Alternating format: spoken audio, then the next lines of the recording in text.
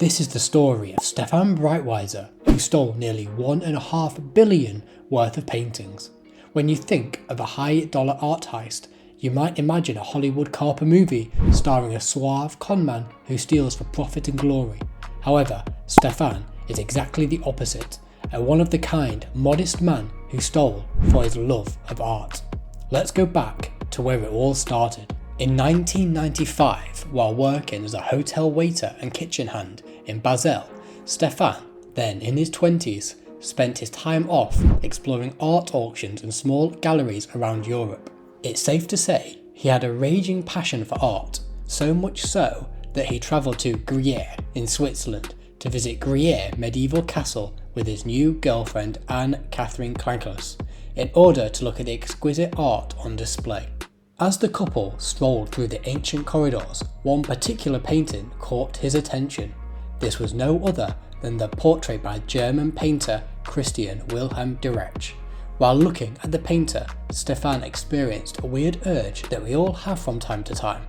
Intrusive thoughts according to TikTok, or better known as cacoethes. While these thoughts are very common and hardly anyone, if not nobody, acts on these, Stefan did. He mentioned his thoughts to Anne, which to anybody else would earn you the equivalent of a left swipe on Tinder, but Anne was all for it, and so the first of Stefan's international art crime had just begun. As the castle was pretty much empty, all he had to do was split the painting away from the frame, put the canvas in his rucksack and head out the front door.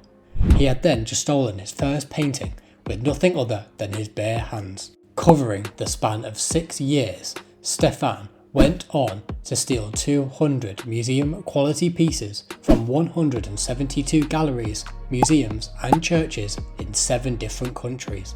While his girlfriend watched for security guards or created a scene to grab their attention, he grabbed artworks with an estimated value of $1.4 billion. The most expensive single piece was Sibylle, the Princess of Cleves by Lucas Greenwich the Elder, with an estimated value of $5 million. So the question is, how did he do it? Stealing art isn't exactly the easiest thing to do in the world, especially being able to steal over 1.4 billion. So there's an assumption that someone would catch Stefan buying or using some high-tech equipment or sneaking into galleries. Well, not quite. You see, Stefan realised that the large famous galleries such as the Louvre have high-tech cameras and security systems that make a bank robbery look easy. However, smaller and less well-known galleries have no security, literally zero. Most of them rely on the general public being trustworthy, and also that every painting is bolted down and rigged up to a complex alarm system. That unfortunately isn't the case for the small galleries, as high-value paintings lack the necessary security for being such an art piece. There weren't any huge teams or specialists, or detailed gallery schematics or air vents to climb through. The heists actually took place in broad daylight, as Stefan realised the easiest thing to do would be to hide in plain sight. Every heist was a little different, of course, but almost all were incredibly basic, waiting until no one was looking and then taking the art pieces and walking out the front door. Paintings would be split from frames and then placed under an oversized coat, and the display cases were opened with the famous screwdriver. The screwdriver that earned Stefan over $1 billion. The only high-tech equipment Stefan used was an old radio antenna that he used to prod away any inconveniently placed CCTV cameras.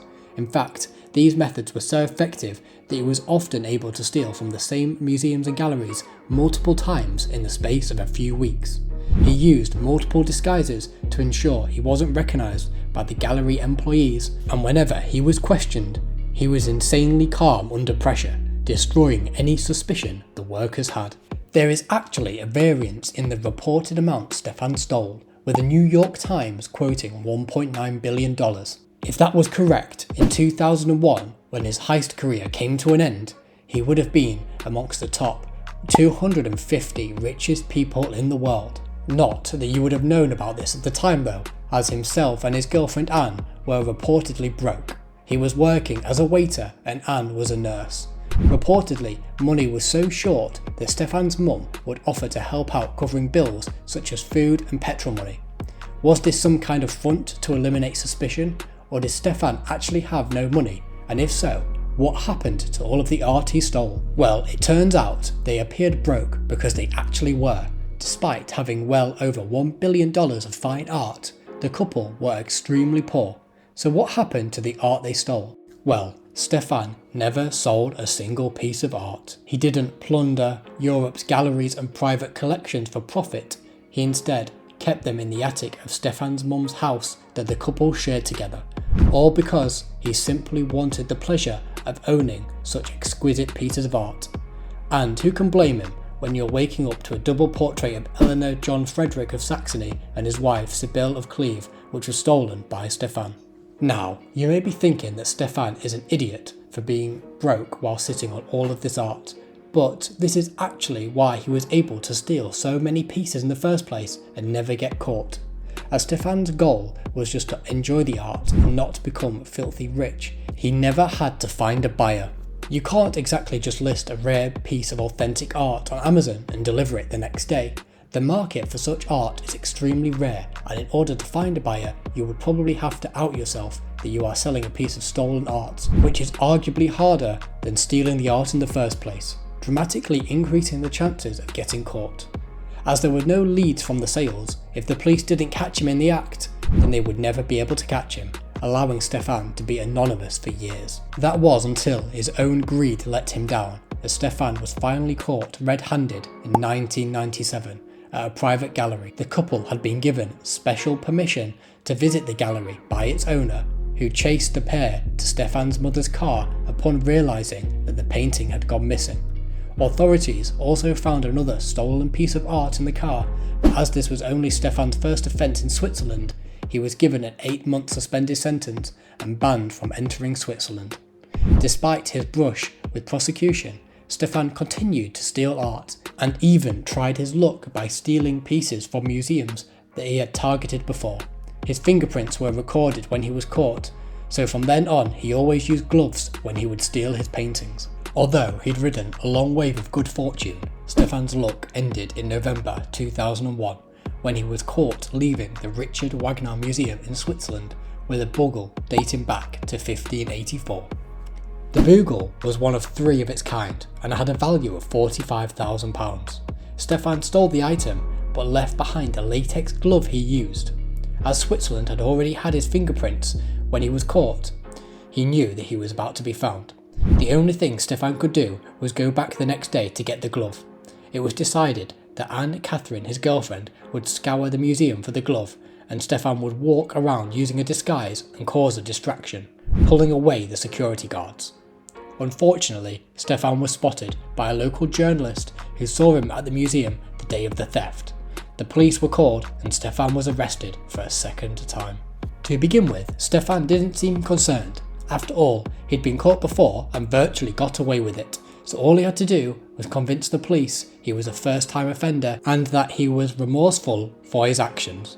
However, one of the police officers got hold of the report from when he was first arrested, and as part of the investigation, the police applied for an international search warrant to enter Stefan's mother's house in Strasbourg. Nothing could prepare the officers for what they found at the home. That was absolutely nothing. Not a single piece of art. You see, upon witnessing Stefan's arrest at the museum, his girlfriend Anne-Catherine realised the dangers of having stolen art at the house in plain sight. So, she immediately drove back home and alerted Stefan's mother. While the police investigation was taking place, she gathered up all of the stolen art, put it in her car and drove out of there. It's not exactly known what happened to all of the art, but Stefan's mother later claimed that she destroyed most of the art pieces out of anger at her son, but obviously the police instead believe that she did so to hide the evidence of his crimes. It was said that she shredded some of the paintings and threw them into the trash.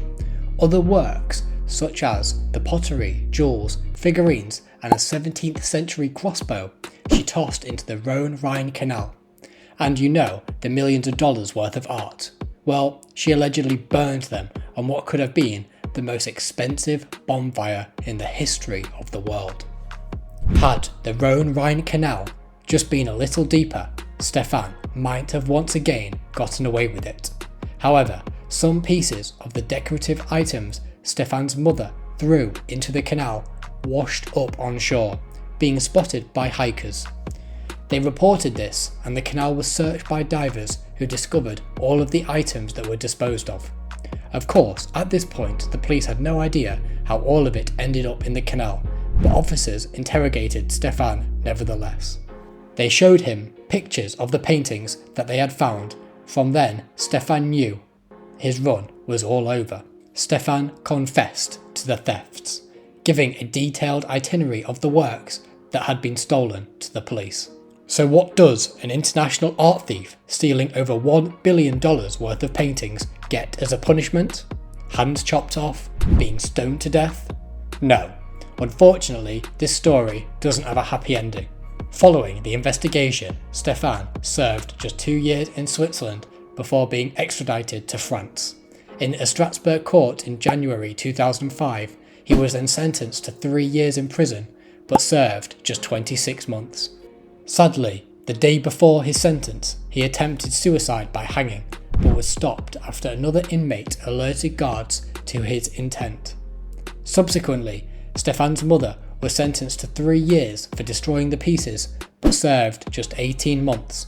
And Anne Catherine, on the other hand, denied everything, even claiming she didn't know her boyfriend was an international art thief. Stefan even came forward to back her up on the claim of innocence. However, the court gave her a 6-month sentence for receiving the stolen items.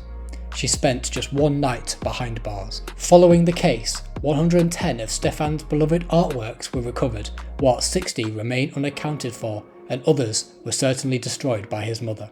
Authorities believe that she also destroyed the 60 lost pieces. A Strasbourg policeman at the court said, "Never have so many old masters been destroyed at the same time.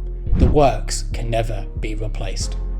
However, prison seemingly did absolutely nothing to reform Stefan, as in 2011, police found more than 30 pieces of stolen art in his house. He was sentenced for another 3 years behind bars.